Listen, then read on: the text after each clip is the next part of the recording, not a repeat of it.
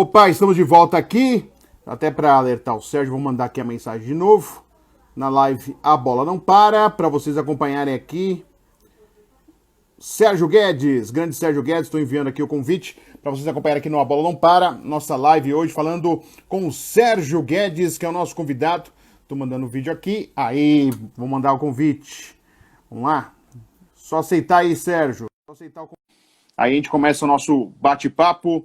Sérgio Guedes, grande personagem do futebol, foi um grande goleiro, hoje é técnico de futebol, é nosso convidado, aguardando aí a resposta do Sérgio. Recusou, vou mandar de novo, ó. É só aceitar, pode aceitar, tá bom?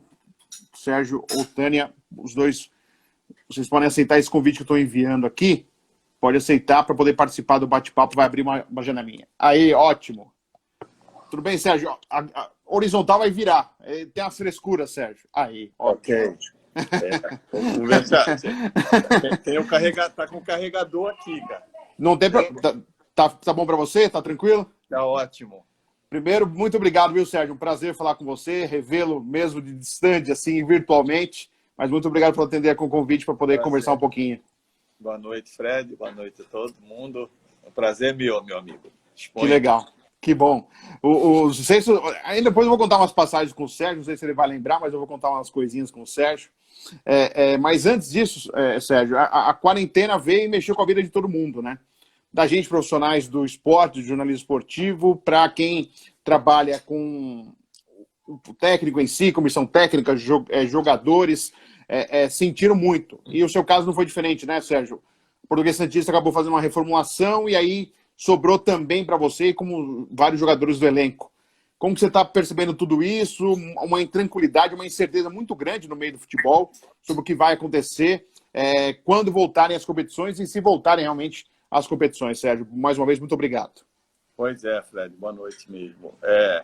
Na verdade, nesse nosso país, né, é uma ocasião que entrou muito oportunismo, né? Então, na verdade, ninguém sabe de nada, né? Todo mundo sabe de tudo, ninguém sabe de nada. E cada um vai para a sua conveniência, para o seu interesse. Mas, na verdade, desestruturou todo o futebol, né? Aí dá para a gente medir de verdade como é limitado a estrutura dos nossos clubes, né? Você imagina os menores, com dirigentes amadores eles se apegam muito, aproveitam as circunstâncias todas para baratear. Eu acho que isso, num curto espaço de tempo, vai abrir um precedente muito grande e perigoso para bolsas de apostas, e você não se vê muito dar-se importância a isso, mas, de qualquer forma, a gente vive essa expectativa aí, sim, de regressando, agora no meu caso específico, aguardando o início das competições para a gente seguir a vida de alguma forma, em algum lugar. Tenho falado com muitos amigos, né? Muita possibilidade, mas, na verdade, a gente precisa ter a competição, o cenário aí desenhado para que a gente possa proceder por consequência disso. Você falou uma coisa interessante, né, Sérgio? Eu fiz até, inclusive, no meu programa, que em virtude da quarentena a gente não está gravando aqui em São Paulo, né? Eu tenho feito as lives até aproveitando, às vezes até a distância, né? O Sérgio mora em Santos. Outro dia eu conversei com o Paulinho McLaren, que também você conhece muito bem da época de Santos. E a gente tem conversado com outros personagens que às vezes não dá para fazer aqui em São Paulo, mas com a live isso acaba... A internet em algum momento ajuda a gente em algumas horas. E você falou sobre bolsa de apostas, e eu fiz uma matéria com um diretor do Sindicato de Atletas, da preocupação que eles têm, inclusive com o FBI participando, analisando e dando palestras de bolsa de apostas envolvendo, por enquanto, categoria de base, mas que já chegou na Série B. A investigação já chegou até na Série B de brasileiro. E você falou de uma coisa que é verdade. A necessidade, às vezes, financeira, um desespero, e eles fazem de uma forma tão forte que amarra tanto aquele que aceita a primeira vez, que é uma situação muito complicada, viu, Sérgio? Eu acho que até um alerta interessante que você fez, porque pouco se fala sobre isso, mas isso já está no nosso futebol brasileiro, infelizmente. Sim, eu tenho falado. É o Mauro, né? Isso, Mauro. Ele se apresenta com a gente quando a gente está em atividade. Quando a gente está montando os times, a gente tem essa informação de bastidor, porque, na verdade, a preocupação é se chegar nos articuladores, né?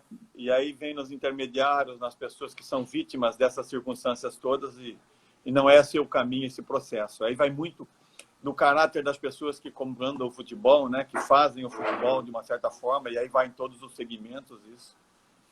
Mas, de qualquer forma, é uma preocupação, sim. Mas é uma situação, cara, é evidente que não é só por consequência da pandemia, mas isso está abrindo o leque para muito oportunismo. Né? Mesmo dirigentes de clube, Sim. É negócio, cara. Tudo é negócio. Não tem mais aquilo que um dia eu vivi na Ponte Preta de Campinas, por exemplo. Meu grande sonho era entrar no lugar do Carlos.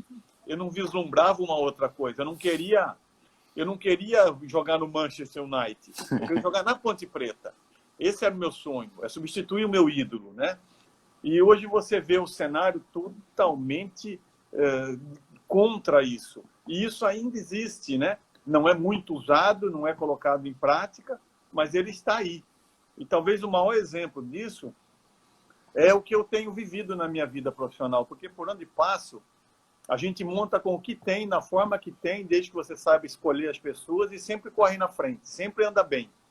Isso significa que ainda existe esse sentimento das pessoas, esse amadorismo, esse romantismo de que você tenha que se identificar com o que você está trabalhando, com o que você está fazendo, não usar isso como uma ponte, não ser uma coisa de momento, agora tá bom para mim, obrigado, tchau, porque é muito peculiar isso. Sim. A gente é que cria uma relação para evitar com que isso ocorra. Mas está tão banalizado, está tão comum, tão normal, que isso me assusta, me surpreende, me preocupa bastante. Mas quando o cenário está aí desenhado, aberto, você usa aquilo que você acha que é melhor para você fazer. Você passa a ser um conveniente, né? Vira conveniência, mas dentro de regras, dentro de princípios, dos quais a gente entenda que dê solidez para você construir alguma coisa, né? Para que essa coisa tenha, pelo menos nesse processo, nessa relação criada, ela perdure, para que a gente possa ter uma história para contar, para que a gente possa conquistar alguma coisa. E, então, mesmo estando preocupado com isso, você tem que seguir. E aí, quando surge a ocasião, o momento, a gente acaba fazendo e com as boas escolhas, com as pessoas que costumam estar do meu lado, a gente sempre briga em cima. Com certeza. Sérgio, você tem empresário? Porque assim, eu já conversei com vários técnicos, bons técnicos, que são boas pessoas, além de treinadores, que às vezes não tem empresário. O Jorginho Cantinflas é um que há muito tempo não tinha um empresário, outros nomes assim, que a gente conversa, ele, pô, eu estou no mercado, estou procurando o Ivan Iso, que foi goleiro também, é outro que também não tem empresário, e eles têm mais dificuldade para conseguir entrar no mercado, voltar ao mercado, um mercado tão competitivo como está, de técnico de futebol. Você tem, como que você pensa isso? É um mal necessário, é um bem necessário? O que você pensa, Sérgio? Eu acho que, de uma certa forma, isso está inserido no contexto, né? Então, você tem que saber caminhar. O problema é esse. Eu não vou pelo mal necessário. Eu acho que é uma coisa que está estabelecida e existem as boas pessoas. Então, eu me apego nas boas pessoas, né? Em quem quer fazer as coisas serem bem conduzidas. Então, existem ex-atletas. Como eles eram atletas ruins, eles são empresários ruins, né? Agora, existem aqueles atletas que eram bons atletas e eles continuam agora a se transformar em bons empresários. Né? Então, eu tenho essa relação, sim. Eu tenho muitos amigos do futebol. Eu tenho o Thiago, que cuida diretamente das minhas coisas, mas ele não está totalmente inserido, envolvido. As coisas vêm muito mais para mim, por consequência, jogada para eles, para que eu não possa falar de mim. Pô, eu sou bom, eu vou fazer isso, eu vou fazer aquilo, né? Mas a verdade é que tudo que chega para mim, chega dessa forma. De pessoas que entendem que naquele momento a gente possa ser importante fazer, e aí a gente cria o intermediário, a pessoa que vai fazer a negociação. Não que seja uma necessidade, mas isso tem sido dessa forma, tem ocorrido assim. Mas em relação ao contexto, ao processo, a verdade é que é como na música, é como entra muita gente e aí vai vindo o filtro, né? É natural, né? Os cursos aí formam todo mundo. O cara, de repente, caiu de paraquedas, ele fala, mas eu vou ser técnico. Ele faz o curso, que é importante, é legal fazer, mas ele não tem feeling, não tem pedigree, não tem qualidade, não tem formação. Sabe o que acontece? Entra a corrupção. Esses caras trazem dinheiro e o dinheiro os emprega. E aí vira uma conveniência. Joga o jogador que tem pouca qualidade porque é daquele que trouxe, que investiu, e não o melhor jogador. Então, abre um cenário para que você proceda em cima disso, né? a gente trabalha sempre em cima de critério técnico. Isso é muito pouco usual, isso quase não existe mais. E isso dá margem para que se haja um equilíbrio muito grande nesse processo, mesmo com pouco orçamento, com investimentos baixos. Se você proceder da forma mais simples possível, mais correta possível, você aumenta seu leque de possibilidades. Mas o futebol não funciona mais assim, até nos clubes maiores, em divisões de base. É tudo favor, é tudo troca disso, você vota, me elege, eu ponho. É muito política. Mas para você colocar em prática, é necessário você trazer resultado, fazer a formação. É um processo que não é simples, não é fácil, não é para qualquer um. E ele está preenchido por qualquer um. Então, aí você cria dificultador e facilitador. Dificultador para quem tem o recurso e fica refém dessa incompetência, e o daquele que não tem recurso e busca aquele que é independente para fazer as coisas funcionarem bem. Então, aí você acaba jogando. Às vezes há um equilíbrio, porque tem equipes que gastam bastante, mas não tem performance legal. Tem aqueles que gastam pouco, bem controlado, mas as escolhas são boas, né? E aí você consegue ter boas performances, mesmo não tendo uma estrutura suficiente ou necessária para que você conduza, mas sempre com prazo de validade, sabe? Eu vivi na Portuguesa há pouco. Poxa, é quase vender o almoço para comprar janta. E nesse processo, quando as coisas caminham bem, surge o oportunismo. Opa, o time não cai mais, agora vamos negociar, vamos vender jogador. E para fazer isso, o que a gente precisa fazer? Bom, para fazer isso, tira o Sérgio. O Sérgio não vai ser mais um empecilho. Agora nós fazemos de qualquer forma, coloca qualquer um, e aí a gente faz o que a gente acha. Abre aspas. Não vai funcionar dessa forma, porque vai precisar do Sérgio no caminho. Ou seja, alguém vai ligar para o Sérgio, o jogador que está aí com você joga.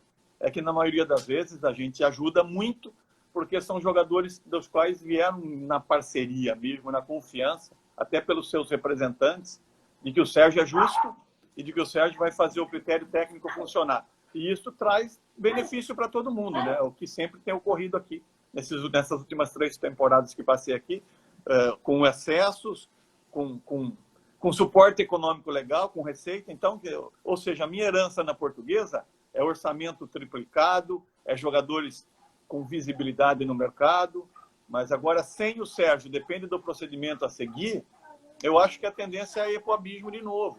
Por quê? Porque as pessoas acham que sabem fazer e não sabem fazer.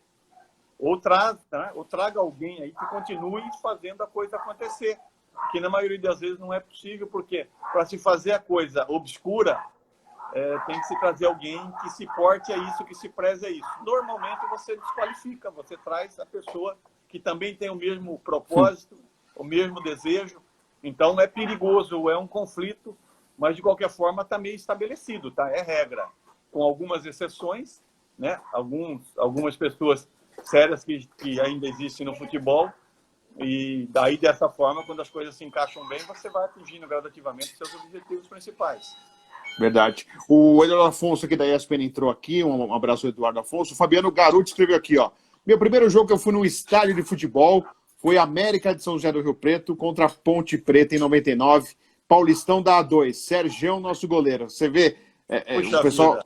Que legal, hein, Sérgio? Ó, né? Que legal, e foi o maior time que eu joguei na minha vida. Esse time legal. do América de Rio Preto de 99 foi o maior time que eu joguei na minha vida. A gente sabia que ia vencer, a gente entrava para o campo certo de que as coisas iam acontecer, e aí eu abro um adendo, o Cilinho, né? Sim. Cilinho. Esse era diferente, esse era especial. E esse sabia escolher as pessoas e delegar. Tinha um comando firme, muito conhecimento, muita experiência, e os parceiros abnegados que faziam a coisa funcionar. Esse time do América aí, poxa vida, nunca mais me esqueço. Foi o maior time que eu joguei. Que legal. A gente venceu, a gente ficou 31 jogos sem derrota. Acho que o antigo troféu Gazeta Esportiva de invencibilidade está em Rio Preto. Espero que estejam cuidando dele, porque está lá. Que lá, infelizmente, Benedito José Teixeira, o estádio, infelizmente, né, a situação como está, o América ficou, infelizmente a gente lamenta muito, e aliás, 99, Sérgio, foi quando eu iniciei minha carreira, e a gente acompanhava, era uma rádio que eu e o Everaldo Marques, hoje está no Sport TV, narrador, a gente acompanhava o Palestra São Bernardo e o São Caetano, que enfrentavam exatamente o seu time aí para um acesso no futebol paulista. Você lembra desses duelos aí, né?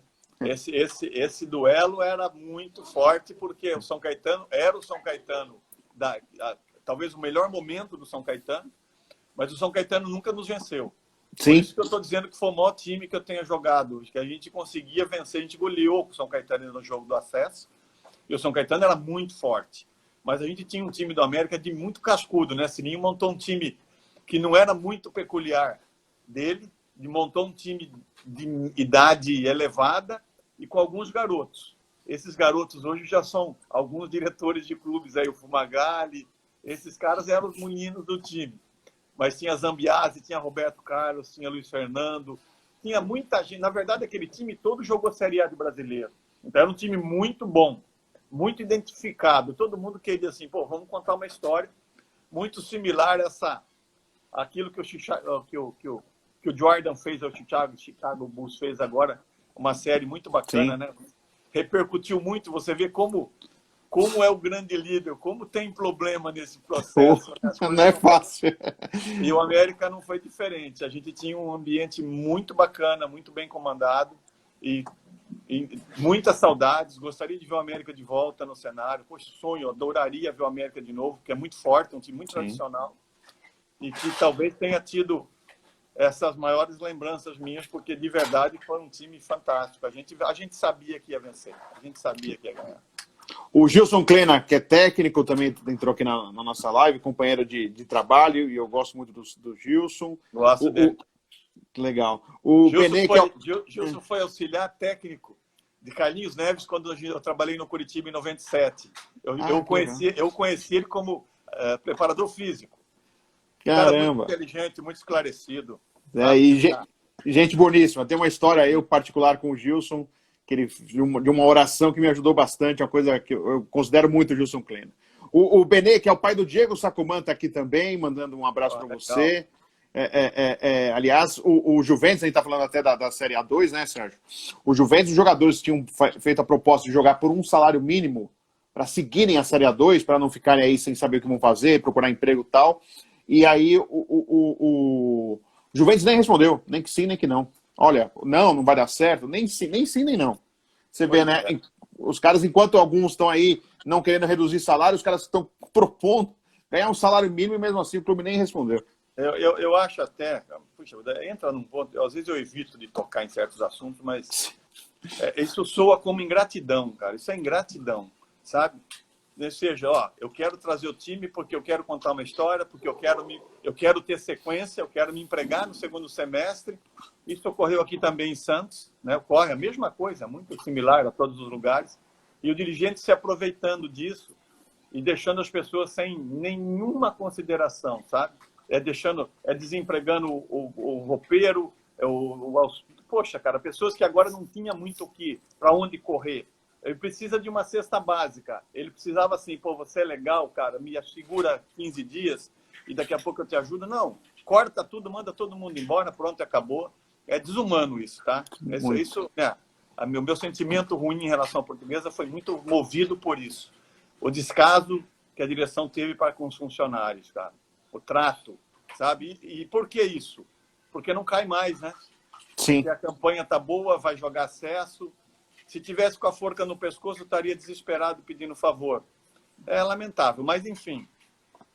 E vai subir um desses times, né? Vai. Desses times que vão subir.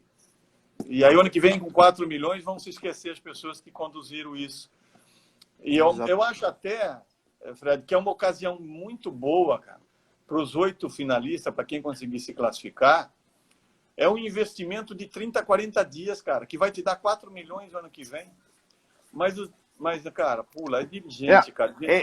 Sérgio, eu falei uma coisa que sim, o Juventus não aproveitou, porque além desse lado, não só financeiro, de respeito à resposta dos atletas, aos funcionários, até porque foi uma coisa que... o Diego Sacomã acabou de entrar na live aí. Uma coisa tão bonita que eles fizeram, assim, e você está citando a Portuguesa Santista, que vocês também devem ter feito, com certeza devem ter, de alguma forma, proporam para seguir um trabalho, sim. Porque isso aí faz um clima positivo, a torcida abraça ainda mais o time, quando vai jogar, sabe, eu acredito muito em energia positiva, sabe, Sérgio? Tudo isso faz um jeito, um clima, porque aí ia ser favorável, a Portuguesa Santista ia ser forte, jogando no seu estádio, sem torcedor às vezes, porque ia ser com portões fechados, mas ia ter um clima, sabe, um ambiente favorável. Quando a bola bate na trave, Sérgio, a bola entra. Nesses casos, a bola bate na trave, a bola sai. Aí o pessoal não sabe por quê, que é azar. Não, na verdade, não é. É tudo uma conjuntura que faz com que a bola bate na trave e entre, ou a bola bate na trave e sai. E isso, às vezes, o dirigente não percebe isso e só vive aquele momento ali onde depois ele vai avaliar, se eu tivesse feito, mas aí depois já é tarde demais, se joga no lixo o trabalho que você estava fazendo na Portuguesa Santista, o Alex Alves no Juventus. Aí a gente vê, por exemplo, na contramão. Eu conversei com o 15 Piracicaba, o pessoal mantendo a maior parte do elenco. O São Bernardo, com o Marcelo Veiga, que você conhece também tão bem, também mantendo, ou seja, clubes que estão acreditando na possibilidade de acesso, investindo, né, para tentar, quem sabe, se manter aí e chegar a uma Série A1, certo? Eu acho até que esse campeonato abriu leque para quem tinha sequência, né? O São Bento vai brigar acesso pelo momento, já vinha de uma recuperação. Eu acho que briga acesso porque vai ter Série C, teve uma ajuda, né? 15, com certeza. A Portuguesa, imagino que sim, também, né? Cara, eu acho que todo mundo tinha que estar movido nesse momento, mas aí é que tá, cara. Quem é leigo no futebol, ele não tem a menor noção de que isso é importante. E se você diz, ele acha que você está sendo conveniente, né? Abraço ao Socaman, viu, cara? E abraço ao Alê também, viu? O Alê é o volante do Juventus. Sim, sim. Jogou comigo no Rio Claro. Porra, é tudo gente da melhor qualidade, cara. Que legal. Eu acho que todo mundo, no fim, a hora que as coisas começarem a voltar ao normal, né? Eu acho que todo mundo vai fazer um balanço e vai tentar voltar para brigar, né? Ou aqueles jogadores que porventura estiverem jogando. Da Santista também, um elenco de muita índole. O time da Portuguesa é muito forte nesse lado. A gente escolhe sempre pessoas que têm esse tipo de comprometimento, sabe, Fred? Eu acho que a Portuguesa briga porque vai trazer, eu acho que a base volta. Porque eu acho até evidente que o dirigente enxerga diferente do que nós estamos dizendo aqui. Sim. Eles vão trazer porque vai custar pouco. Não, eles querem voltar porque eles estão atrás de uma sequência, de uma oportunidade, de uma história a ser contada, de uma relação construída. Eu acho isso muito bacana, cara. Eu dou muita importância para isso. Eu estava indo para o 3º ano da Santista e em todos os anos eu tenho proposta para sair, cara. Para sair para coisa melhor, para ganhar mais. E você, por fidelismo, cara, é a natureza de algumas pessoas. A minha é assim. Estou meio idealista para as coisas mesmo e de repente, não vai seguir. Então fica um pouquinho, ficou uma frustração. Fico. Por isso, somente, não nada além, porque claro, o clube tem o direito de proceder da maneira que bem entender, evidente que sim, mas fica um sentimento de frustração de seja assim. Sérgio, hora que surgir, faça como todo mundo, vai embora, cara, larga aí, dá as costas. Eles vão te trazer de novo, porque você está ganhando, eles enxergam diferente de você. Eu acho assim, eu dar as costas para o time no momento desse, eu não traria mais. Porque quando eu trago alguém, Fred, eu trago um jogador, porque é muito comum hoje no futebol, virou, é normal, o cara vem com você, dali a 2 meses ele fala, eu tenho outro negócio, vou embora. Não funciona comigo assim. Tem um compromisso comigo, termina esse compromisso, depois boa sorte. Você tem um clube agora da Série C, vamos trabalhar melhor que vai aparecer o da B. Então você tem que ter ambição, você tem que ter esse sonho, e isso é ação, é superação, é evolução, é melhoria, e eu vou te ajudar em relação a isso. Então, normalmente, as coisas acabam dando mais certo dessa forma. Mas a gente acaba entendendo porque tudo muito comum, né? Tudo muito igual, e, de uma certa forma, alguém vai ganhar mesmo agindo dessa forma, porque é o regulamento da competição. Mas você disse bem, eu tenho alguns amigos aí no interior, agora que todo mundo sabe que a gente não vai seguir, então eles me ligam para saber o que eu acho, pedir opinião. Então eu vejo, o 15 também o 15 está movido mesmo para brigar, segurou e vai brigar, né? Vai brigar tradicionalmente, vai brigar porque tem mais estrutura do que a maioria, né? Tem torcida, é o clube único da cidade, isso tem um peso muito forte. E aqueles que têm aporte financeiro, né? Talvez o São Caetano, no momento oportuno, venha, o São Bernardo, com certeza, tem falado com o Veiga em relação a isso, vai segurar.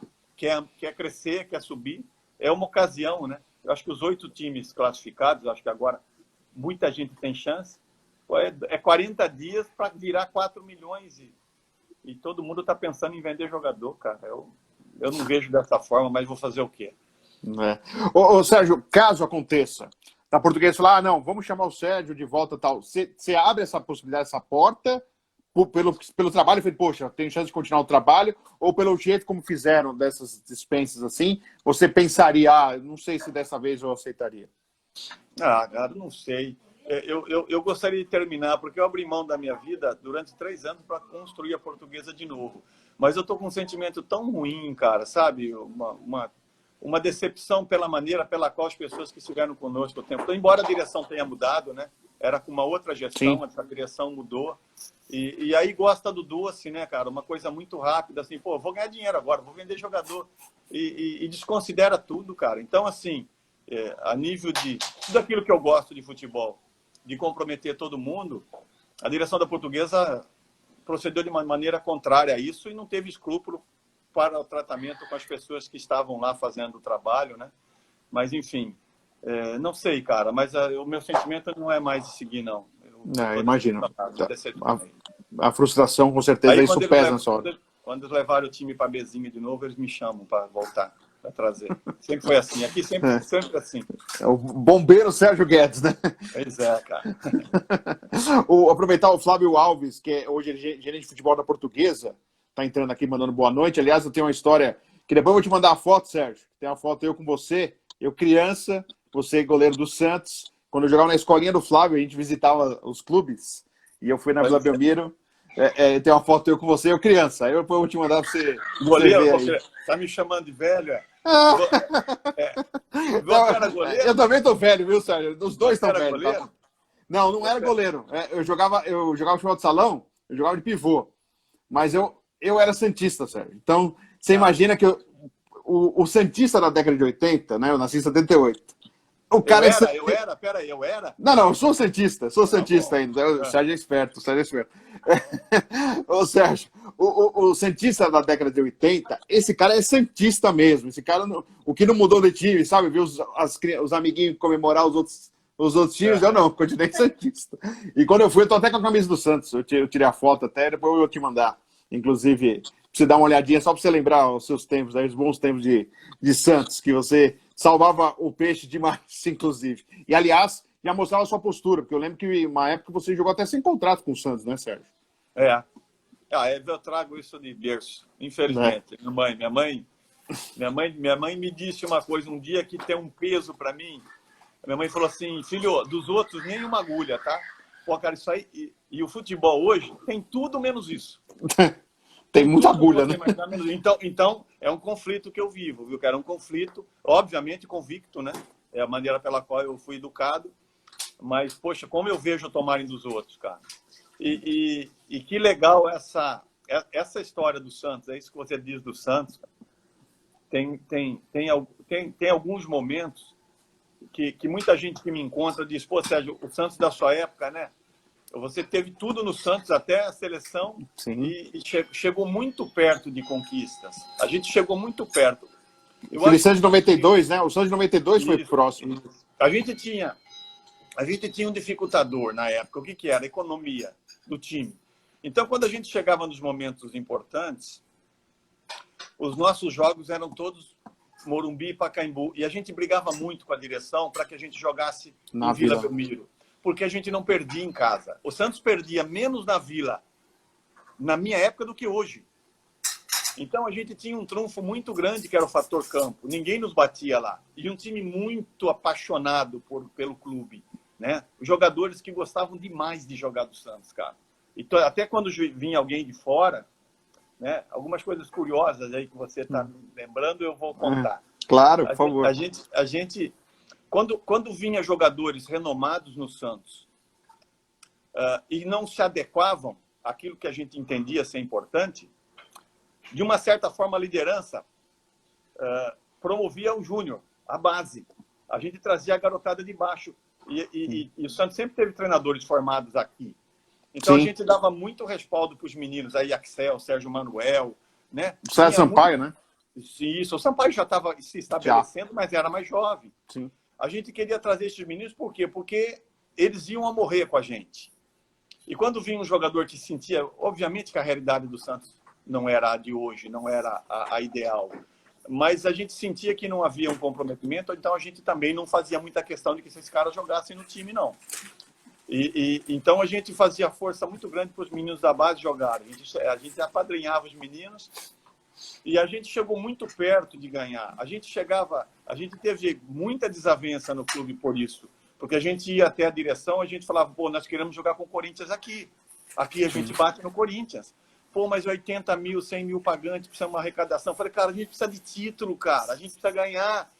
E o Santos deixou de verdade, por essas razões, de repente até por ter essa responsabilidade de manter as coisas funcionando, mas todo jogo importante que a gente tinha, os momentos decisivos, eram levados para São Paulo, e eu acho que isso fez com que nós não disputássemos título. Não sei, venceríamos. Eu acho que na Vila Belmiro ninguém tirava da gente. Então nós tínhamos que perder fora. Né? Então isso, de uma certa forma, fez aquele time ser ganha uma conotação de que era um time limitado. Não era, não. Tinha muita gente boa naquele time. É evidente que tinha um sistema defensivo forte, tinha um goleiro bom, de verdade, modéstia. Muito bom. Mas a gente dava sustentação para que eles decidissem na frente. Sim. Né? A gente defendia. Quando a gente jogava visitando, não, e traz todo mundo para correr atrás. Então a gente queria os jovens, os meninos, dar oportunidade para que eles jogassem. E a gente entende que gradativamente a gente ia encorpar o time. E esses meninos iam se personalizar muito rápido para que a gente ganhasse, né? Mas o momento também era difícil econômico do Santos. Né? E a gente queria ficar. E o que você perguntou é verdade. Eu com o Santos, eu quase que assinava em branco. Pelo fidelismo, pelo carinho do torcedor, esse carinho eu sinto até hoje. Eu moro em Santos. E a lembrança de muita gente é assim, pô, me dá 3 goleiros da história do Santos, quase sempre tem o do Sérgio. Tá, tem conquistas. Né? E não tem conquistas, tem relevâncias, tem comportamento, tem uma série de coisas que muita Você tem história, né, importante. Sérgio? Você não pode ter conquista de título, mas você tem uma história no Santos fenomenal. E você volta ao Santos depois de 96, né? Se eu não me engano, 96 para 97. Isso. Você volta. Eu lembro um jogo no Ícaro José de Castro Melo, aqui no Ibirapuera, que você entra também. Eu lembro desses momentos. O Santos tinha o Edinho. Edinho. O Santos me trouxe para jogar a Sul-Americana. O Santos trouxe com esse propósito. Sim. Né? Na verdade, é para não decepcionar muito o Pelé. Pô, vou trazer o Sérgio de volta. Não. Casou porque eu adotei o Edinho também meio como filho. Né? Eu treinava o Edinho. Eu terminava o meu treino. Na foto que eu tenho, Sérgio, a foto que eu tenho, criança, eu tenho uma foto tirada com o Edinho também, nessa mesma época, era 92.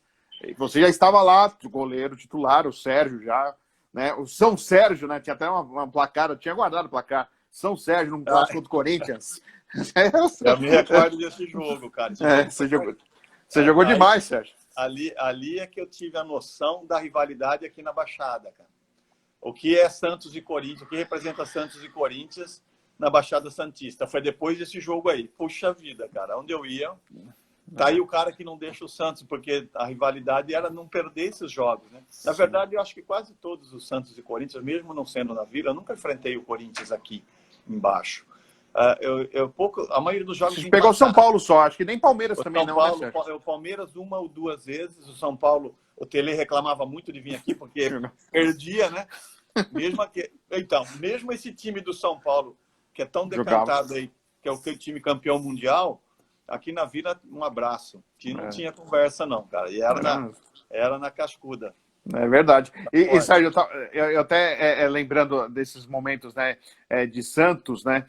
Você falou, faltou realmente uma conquista, e pra você ter uma ideia, né? O torcedor do Santos estava tão necessitando de uma conquista que uma geração que marcou para o Santista da minha época, por exemplo, é 95 com um vice-campeonato brasileiro.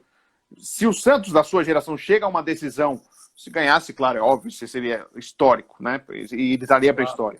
Mas se chegasse a ser vice-campeão numa campanha, como o Santos chegou naquele 3-3 com o Vasco, naquele quadrangular, né, em alguns momentos chegou para poder ter uma decisão de brasileiro, passar perto. Então, se chega numa decisão, acho que vocês entram para a história assim como entrou em 95, né, Sérgio? Sem dúvida. É um time muito bom, o time de 95. Cabralzinho, aliás, Cabralzinho foi uma das pessoas especiais também que eu encontrei na vida, sabe? Cabralzinho foi o primeiro treinador que eu tive no Brasil que aboliu o coletivo. Ele veio de fora do país, acho que ele estava no Egito, não me recordo. Sim. e ele aboliu, né? A direção, na verdade, ele foi demitido porque não dava coletivo. Para você ver os absurdos do futebol. Todo mundo ia na quarta e sexta era sagrado coletivo, né? E ele começou a tirar isso. E a gente tinha um time muito forte, cara. E aí ele saiu e depois voltou de novo e montou aquele time muito envolvente, né? Do meio para frente era um time, não tinha posição fixa, era um time muito forte. E esse time que você disse, 92 aí, se a gente tivesse vencido o Flamengo no Rio, faríamos nós a final com o Botafogo, né? Então, assim, a lembrança das pessoas é assim, mas não, chegou sim, a gente chegava muito. A gente não corria risco nenhum aqui. A gente chegava muito perto das conquistas, mesmo em Paulista. Quadrangular que a gente podia ganhar também. A gente foi jogar com o Corinthians 2 vezes em São Paulo, a gente acabou perdendo a vaga para o Corinthians. Esse jogo que empatou aí que você disse, depois a gente perdeu, acho que de 1-0, 2-1. E talvez se fosse o segundo jogo aqui em Vila Belmiro, seria o Santos o finalista do campeonato. Tá? Era muito legal. Aqui era muito difícil de bater na gente aqui, cara. Hoje você tem tudo de melhor, né? Tudo de melhor. O gramado, né, Sérgio? Como era o gramado da vida e como é hoje, né? Mas menos, uma paixão menor do que era a nossa geração. De uma forma geral, talvez. O futebol em geral mudou isso. O futebol em geral... Eu reluto muito com isso. Eu não concordo, não, tá? Eu bato contra isso. Eu acho que o futebol, você tem tempo de reconstruir isso, porque às vezes você está mesmo em times menores, o pouco tempo que a gente fica, eu bato muito nisso, cara. Quando eu contrato alguém, quando eu ligo para alguém, a primeira conversa é essa. A gente vai contar uma história aqui, cara. Aqui não tem melhorou, tchau, muito obrigado, não. A ideia é ficar, por isso que eu acabo seguindo também. Porque o exemplo tem que vir de cima. E aí vem propostas para a gente ir para outros lugares, eu também seguro, porque o acordo é que a gente se ajude, cresça junto, né? Reconstrução de carreira, eu uso muito essa palavra, cara. Vamos reconstruir tua carreira, vamos seguir melhor, vamos dar uma ênfase, alguma coisa ficou no caminho aí, vamos tentar encontrar um recomeço para que a gente conte uma história aqui, deixe uma conquista marcante aqui, que a ideia principal é essa, e que você siga depois melhor do que você chegou. Isso acontecendo, a gente atingiu o nosso objetivo. O Benê, o pai do Diego Sacomani, escrevendo aqui, ó. Sérgio Guedes, uma personalidade do futebol, tem uma admiração muito grande pela sua história. Sérgio, a gente sabe que no mundo do futebol, quem conhece você, né? E eu tive a chance, como torcedor, ter um contato, e você sempre tratou os torcedores sempre muito bem. Isso eu tenho essa lembrança, criança e mais pra frente depois, em 96, como eu citei, que eu lembro de você jogando lá no Ibirapuera. O contato que eu tive com você, né, santista e tal, depois como jornalista, né, já na Jovem Pan, em 2003, você lembra, quando o Santos jogou a final contra o Boca, no Morumbi, eu fui para Santos, a Jovem Pan fez das 6 da manhã até, eu fiquei na Vila lá à noite, fiz o jogo, e eu tinha que entrevistar as personalidades ligadas ao Santos, eu te liguei e tal, a gente combinou, e você me encontrou lá perto da praia, lá, você entrou ao vivo no Jornal dos Esportes e tal. Então, assim, são várias situações, a sua conduta, né, e a forma como você trata, né, as pessoas, a forma como você trata o seu trabalho, é tão raro hoje, infelizmente, tão difícil de falar isso, que é tão raro, e infelizmente é isso, é tão raro a gente ver isso, no meio do futebol, que deveriam se dar mais valor a caras como você no futebol. E eu acho que o valor não é dado assim. E se em algum momento, Sérgio, você pensa, poxa, eu sou correto, eu sou honesto, e às vezes as coisas não são justas com você. Se você pensa isso, Sérgio, você não pensa nesse... Não, eu prefiro ser dessa maneira, mas eu pago esse preço por ser um cara o certo, né? Porque você está sendo certo, né? Você não está sendo nem mais nem menos, você está sendo o correto. Uma personalidade importante do futebol. Pois cai naquilo que eu te disse. Quando minha mãe me disse que dos outros nem uma agulha, aí eu já me defini, eu já fiz a minha escolha. E aí não muda mais, não tem como. Eu tenho plena certeza disso. Eu tenho tanta convicção disso que capacidade no futebol é irrelevante. E é verdade. Não estou querendo aqui convencer ninguém a pensar diferente, não, mas tem muita gente, eu acho até, e eu acompanho muita gente falando, eu gosto de assistir muito, eu gosto de ouvir muita gente, né? Porque você sempre tira alguma coisa bacana. Sim. Mas a maioria das pessoas que começam a dizer, elas dizem o que elas não são. Então eu mudo de canal. Eu gosto de ouvir, o cara é isso, ele tem um monte de defeito, então ele diga que ele tem esses defeitos. Não, ele não tem um defeito para conversar com você.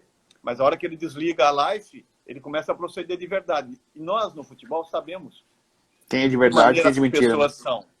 Então, há um conflito de identidade, né? De caráter, de formação.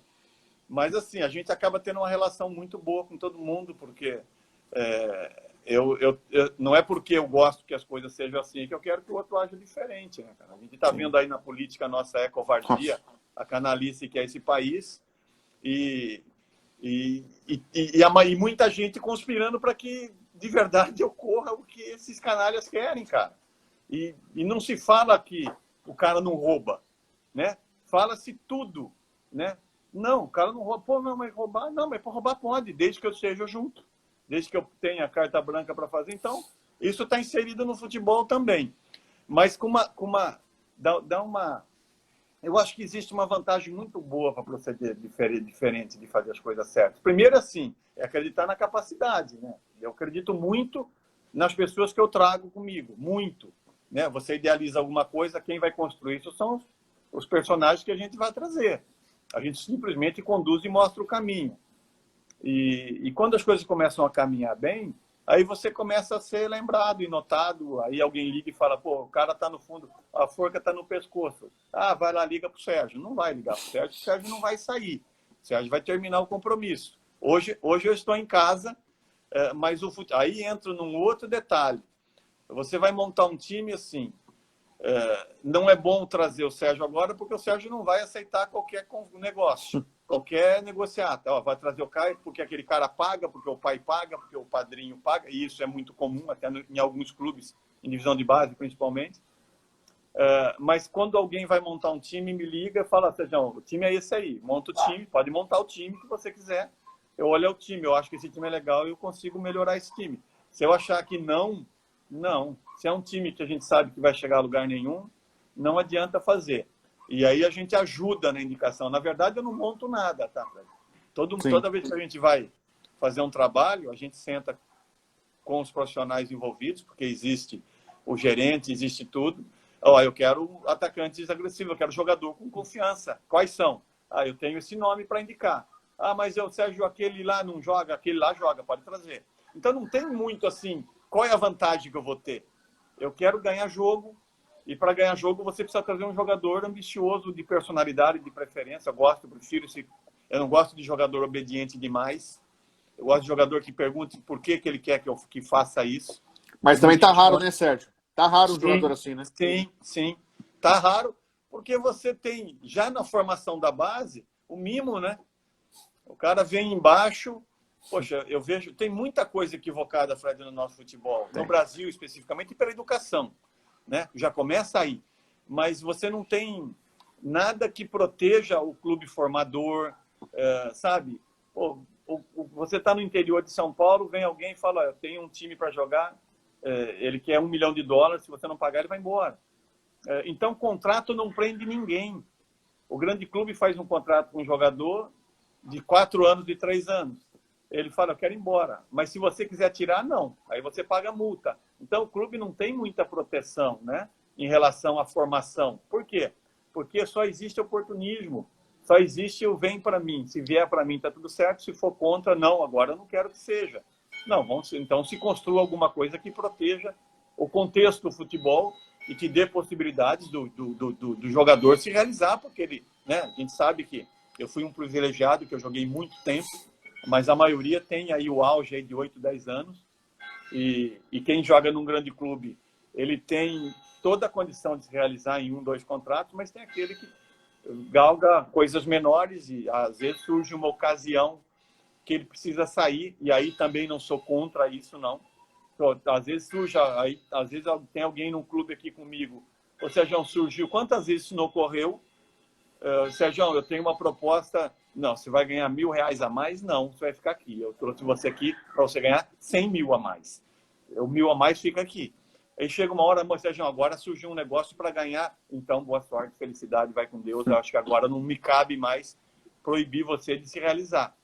Mas quando a gente traz alguém junto, é justamente para a gente construir uma história bacana, contar alguma coisa legal, como a gente fez na Santista.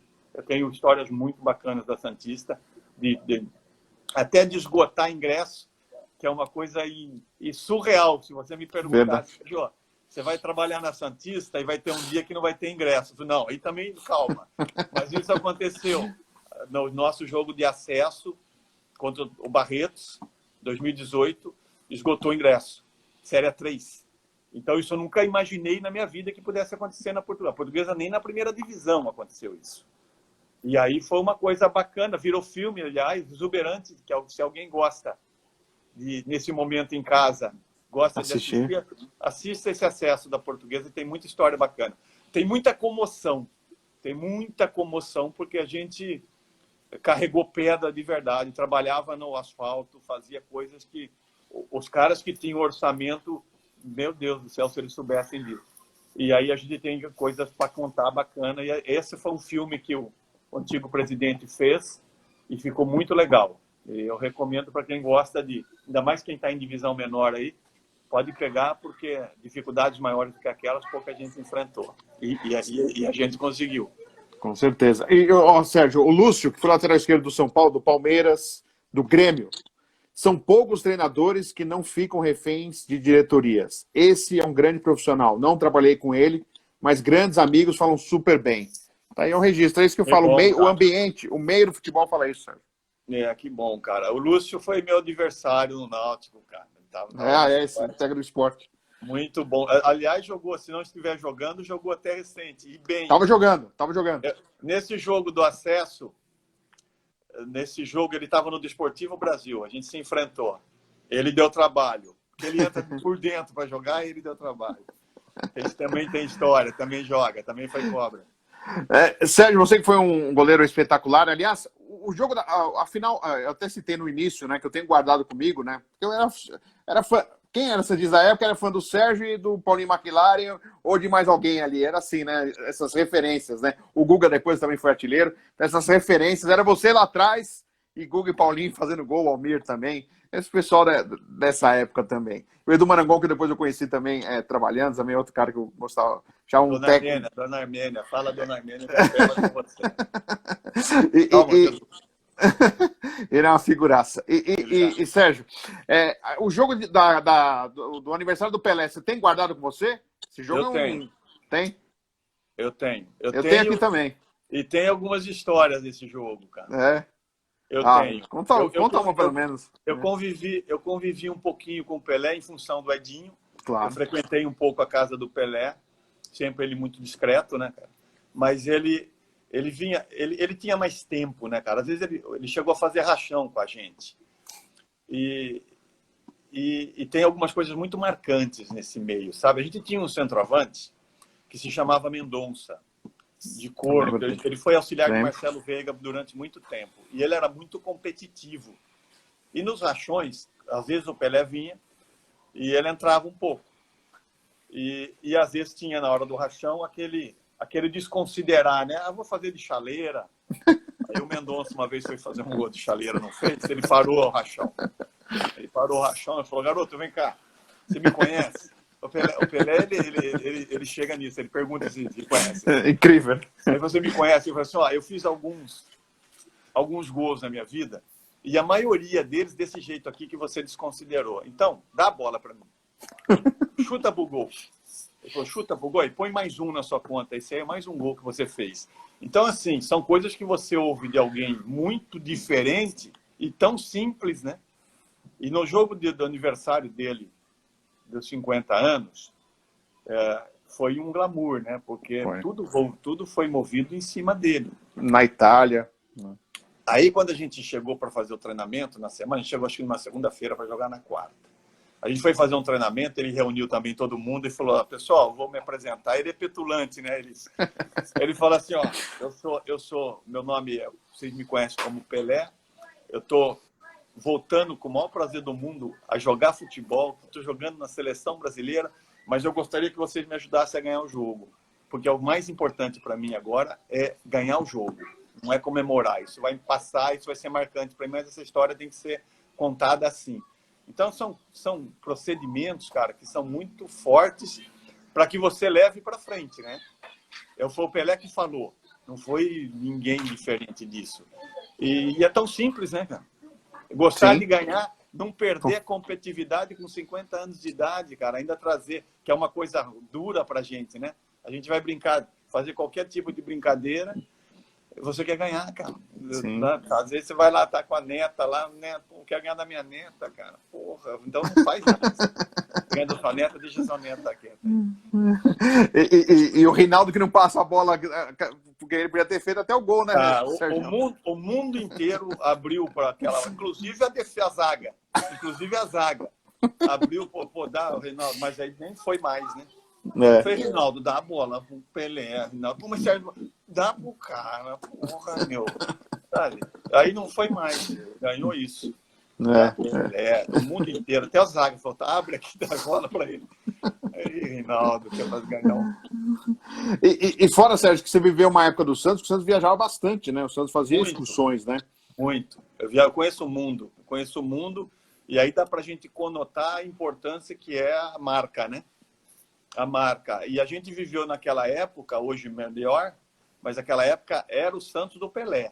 Sim. Nunca deixou de ser e nunca vai deixar de ser, né? Eu acho que não tem como você falar da história do Santos e não pôr o Pelé como o expoente principal disso, o protagonista maior disso. E por mais que queiram, às vezes, era o Pelé. O Jordan, o Chicago Bulls, era o Jordan. Tira o Jordan, não ganha. Tira o Pelé, não ganha. Né? Por mais que pensem diferente disso, mas eu conversei com muita gente que viveu essa época e o Pelé era o cara. Fala. E aí, onde a gente ia, poxa, a gente estreou, a gente ficou na China naquela época da repressão, cara, aquele absurdo lá. A gente inaugurou alguns estádios na China. Pô, a gente também lá, assim, né? Cidade menor é 5 milhões de habitantes. Mas você tinha, a gente jogava, o estádio tinha 80 mil pessoas, era 80 mil pessoas entrando e 40 mil fora, cara. A paixão, uma loucura para ver o Santos. Para ver o Santos. E muita gente que passou pelo Santos não deu essa importância, não teve essa noção do que representa certas coisas, né? Cada clube tem as suas peculiaridades. Especificamente o Santos tem uma história contada por muita gente e por gerações, né? Daquilo que foi construído, daquilo que se fez, aonde não se tinha uma mídia. Imagina aquele time do Santos hoje. Nossa. Né? Impressionante. Pelé seria muito maior do que já é, né? O que eu já ouvi dessas pessoas, desses jogadores, ex-jogadores, converso com alguns deles, sou curioso, e eles me contam certos procedimentos, certas situações, que é muito diferente do que às vezes se lê aí, né? Porque às vezes eles escondem alguma coisa, né? Não é para contar isso. Né? Ganhou porque não, ganhou, mas teve problema, Sérgio. Ganhou, mas aconteceu isso, e a gente teve que gerir, né? Eu até digo isso às pessoas que trabalham comigo, é comum. Ó, ganhe e conte a história que você quiser, que é tudo verdade, né? E quando você não ganha, parece que ninguém serve, tudo é ruim. Não é também assim, né? Não. Com certeza. Ó, o José Salles aqui, 2020, ó, o Sérgio do tempo que eu colecionava figurinha do Brasileirão. Lembro que demorou para achar uma dele. Era carimbada. Craque do Brasileirão. Tinha lá, craque do Brasileirão, essa vez que eu tinha também, Sérgio. Eu tenho alguns desses álbuns aí, eu ganhei alguns. E alguns eu colecionei, tá? Hoje, chegou um tempo que eles nos davam, né? Sim. Mas teve a época que não, que você tinha que colecionar. Enquanto eu não enchi o álbum, eu não parava também. Tem algumas coisas em casa. O Lúcio agradeceu, obrigado, professor, muita sorte, Deus abençoe sempre, tá aí o Lúcio mandando lembrança. Professor Wagner, Sérgio, gente boa demais, é verdade, um ótimo papo, o Sérgio. Sérgio, vou aproveitar, a gente já está se caminhando aqui na live do Instagram, e o Sérgio está aprendendo as coisas, né? Eu peguei o Instagram emprestado da esposa do Sérgio conversar comigo, mas o Sérgio está aprendendo um pouquinho aí eu sou um Zé Ruela para tudo, cara. Eu me enclausuro em casa, vivo muito o que eu amo fazer, Fred, demais. Vivo muito futebol e assim, hoje eu tenho alguns hobbies em casa que eu gosto demais. Tenho papagaio do Congo, tenho peixe. Eu vi o papagaio aí. Eu tenho alguma coisa que meus cachorros, mas eu tenho meu momento que é de aprendizado, de crescimento. Assisti muita coisa na televisão agora, conversei com muita gente. Você assiste você jogando, Sérgio? Você não assiste mais? Não. Às vezes, quando tem alguns amigos ligam e falam, pô, tá passando um jogo seu aí. Eu tenho um DVD meu que, se eu te mostrar, você vai me contratar, cara. Tenho Oh, certeza. pô, eu vou guardar de recordação, pô. Tem uma. Tem, eu tenho umas defesas aí que tem hora que eu Pô, vejo e falo, caraca, meu, eu pegava umas bolas mesmo, cara. e pegava muito, Sérgio. Era sensacional, porque é que eu volto a falar de novo. Da década de 80 era Rodolfo Rodrigues, depois do Rodolfo Rodrigues veio você. Então, assim, imagina pro Santista. Aí teve a sorte de ter dois excelentes goleiros, né? Do Rodolfo Eu foi para confesso, você. me encontro às vezes com o Rodolfo, cara. O cara é sensacional. Muito bacana. E ele Com fala, ele certeza. conta, Rodolfo tem uma do Rodolfo para contar também. Aí, Rodolfo, eu falei, porra, eu falei, companheiro, você era muito mal, cara, você queria morder todo mundo. Ele falou, Sérgio, eu vou te contar uma coisa. Por que isso aconteceu? Olha só, ele falou para mim, a gente jogou, eu estava na Ponte Preta na época, a gente ficava no Morumbi, entrava, saía, né? Era uma fase gostosa de bola. Sim. Tudo muito profissional e tudo amador ao mesmo tempo. Aí ele me falou que quando ele veio para cá, ele foi rotulado. Ele falou, pô, quando eu cheguei aqui, a primeira coisa que me contava é assim, pô, o Rodolfo é bravo, ele bate. E ele falou, sabe de uma coisa, cara? Eu vou aproveitar isso e vou usar isso do meu lado, cara. Você tem medo de mim? Então eu vou usar. Mas ele falou que não era assim, era a natureza dele. E ele falou, eu passei a usar, adotei isso e isso me ajudou, porque a hora que eu punha o pé, o cara saía fora, né? E a gente se encontra em alguns eventos aí, às vezes, que fazem algumas homenagens a alguns atletas. Ele costuma estar, ele gosta muito de estar no Brasil, ele se isola, ele é mais querido aqui do que lá, na verdade. Verdade. E ó, que ele foi campeão nacional, né? E foi campeão pela seleção uruguaia, mas aqui ele é. Né? Ô, Sérgio, só, a gente tá nessa parte final aí do papo, porque no Instagram é 1 hora a live. Eu gostaria de ficar mais com você, mas queria que você falasse. O goleiro hoje, o pessoal tá querendo falar que o goleiro tem que ser bom com os pés, não bom com as mãos. Eu era do tempo que o goleiro tinha que ser bom com as mãos, né? Hoje o pessoal tá enaltecendo muito o goleiro bom com os pés. Como que você vê isso aí, essa mudança na avaliação? Claro, é importante o goleiro participar mais do jogo, mas e essa avaliação que hoje o goleiro tem que ser bom com os pés, Sérgio? Eu acho que é uma evolução, né? Uma evolução importante. É evidente que ainda continua sendo o goleiro com as mãos mais eficiente, mais importante, mas necessariamente o contexto tático do futebol hoje colocou, né? Existe alguns clubes, né? Van der Sar, algumas coisas lá para trás que o goleiro iniciava as jogadas, né? Saía dele. Eu tive um momento na Santo André com o Neneca, ninguém respeitava o Santo André, eu falei, porra, cara, vamos começar com o Neneca. E saía do Neneca, os caras davam uma abafa no Neneca, a gente conseguia sair rápido na marcação das linhas adiantadas, assim. E a gente conseguia êxito, a gente conseguiu fazer um campeonato legal. Eu acho que o goleiro ganhou essa importância, sim. Necessariamente, hoje, quando você vai trazer alguém, mesmo nas divisões menores, você precisa ter um goleiro que tenha esse comportamento, porque quando recua para o goleiro, vão dar um abafo. Se você tiver uma boa saída de bola, é importante, né? Eu acho até que essa transição, quem fez muito bem foi o Rogério. Sim. Né? Eu acho que o Rogério ganhou muito mais importância por fazer gol e por jogar com os pés do que muito como ele fez com ele embaixo das traves. Eu acho que esse equilíbrio promoveu ele demais, né? Eu acho que ele não foi tão brilhante pegando com as mãos como o contexto. E aí vem o São Paulo, aí vem a história, aí vem a índole. Eu sou fã do cara por tudo isso. Mas ele fez essa transição mesmo de saber jogar bem com os pés, de fazer uma virada de jogo, que hoje é o goleiro que não tem isso, né? Sampaoli barrou Vanderlei aqui, simplesmente porque ele não tinha essa iniciativa que ele tinha nas equipes dos quais ele dirigiu. E acabou custando a titularidade do Vanderlei. E hoje o Vanderlei melhorou um pouquinho, mas não foi o suficiente para que a exigência dessa nova geração aí. E às vezes a gente segurava muito a bola, a gente tinha mais confiança do que hoje o goleiro, que tem muito recurso, é evidente que a bola ganhou um pouquinho mais de velocidade, mas o material, a aderência, ela é suficiente, o impacto é amortecido.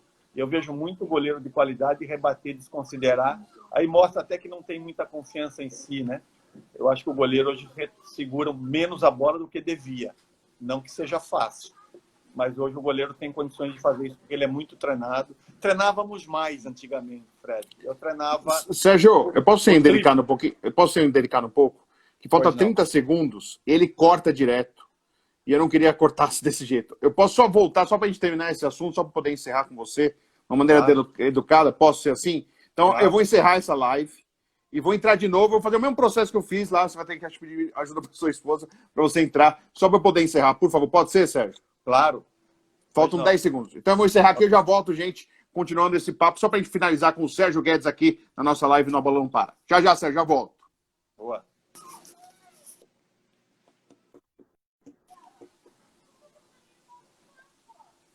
Vem, Bebeca.